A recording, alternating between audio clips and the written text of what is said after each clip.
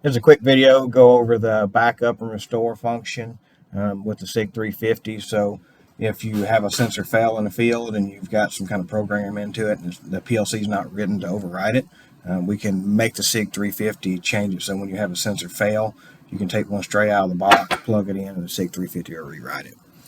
So first I'm going to leave it in IO-Link Auto Start. I've got two MPB10s. This one I'm going to put in factory default, and this one I'm going to set all of the 32-bit floats to read temperature. So first we'll go into SOPUS, and I'm connected to this one with the SI-Link box.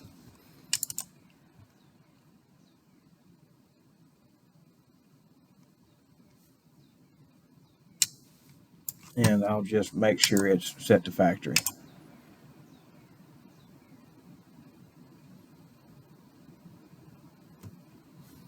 So now if that one is set to factory, I'll go back offline.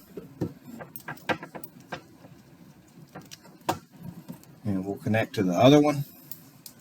And we'll write all of those 32-bit floats to be temperature readings.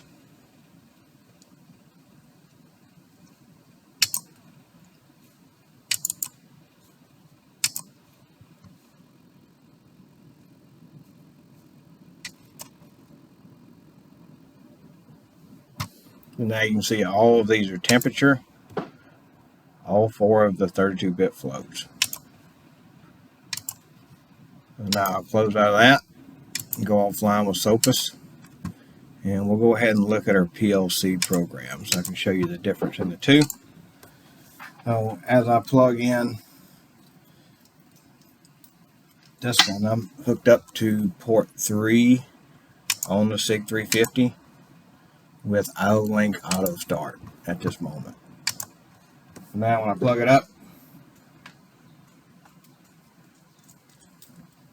we see this data come in here. And those are the four 32-bit floats that we were looking at. So with just a regular auto start, now if I plug in the factory default one, we can see it now we're reading VRMS, reading different values.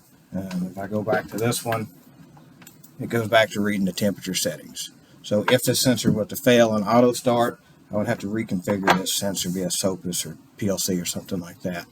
So what we're going to do is come here, and this is the sensor that I want to be connected to.